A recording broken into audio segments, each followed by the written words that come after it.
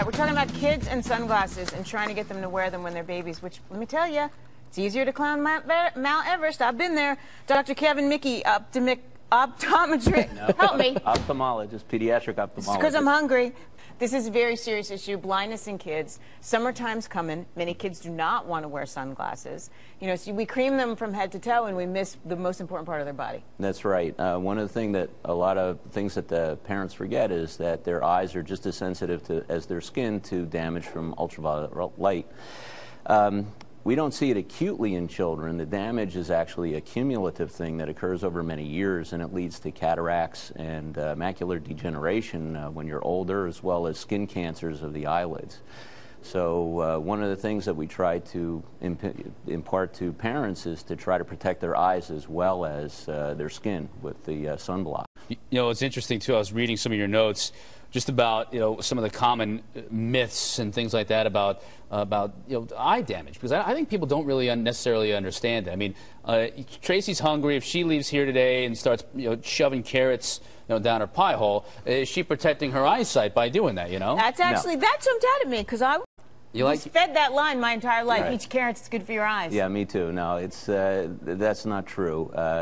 100 years ago, when people didn't have a good diet, carrots provided nutritional supplements that you need for your eyes to function properly. But in these times, with normal good diets or just plain old vitamins, that's no longer true.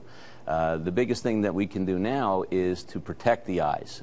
We want to have the young kids protected from ultraviolet rays. You want to find sunglasses that say they're 100% UV blocking. You also want to find ones that are really strong, made of something called polycarbonate, which is what protective goggles are made out of. Mm-hmm. The cheaper ones that you can buy in the toy store, I'm not using a brand name, but Toys R Us, you might just be there, just play sunglasses. They can shatter and break when the kids get hit with a ball or fall down. So protection is a big thing. So you really want to look for ones that say 100% UV blocking. And that fit well, because kids are very cognizant of the way they look, too. Even very young children, you see them looking in the mirror. And if they find some glasses, like this particular brand is called Real Kid Shades. They're very good. They have a strap so that they fit well. The kids like them, and they look cool. They come in lots of different colors. That's the type of thing that will prevent problems when they're 30, 40, 50 years old. That's what you're really investing in. Because in your notes, you said that 1 of 3 children in the United States doesn't receive quality eye care or critical eye care before the age of 6. What is critical eye care? Well, there are many things that can go wrong with children's eyes, and many of them are preventable. A lot of children have problems that go undiagnosed simply because they seem to behave properly. We have a lot of children who are blind in one eye or have very unequal prescriptions or may have cataracts. You may not think of cataracts in children, but many of these things go undiagnosed, and by the time we see them and try to remedy it, they've already developed something called amblyopia, which is a condition where their brain can no longer use the eye. If we find that when they're young, this can be addressed and taken care of before they have damage or vision loss. Sitting too close to the television, how bad is that? Trying to read when it's dark in the room. I mean, these are all the things that our parents obviously told us are going to be bad for us. No, it's not true. Really? Really. What? It can give you some headaches, give you some eye strain, but it's really not going to do any damage. All those years of move back from the TV, move back from the TV. Well, I was told the same. I do it now. I was told the same thing. I guess I had to become an ophthalmologist to prove my mother wrong. But, right. Well, I guess I've watched so much TV in my life, and I continue to do so even in these latter stages, that I would have already been, as blind as Mr. Magoo had that come true, Yeah.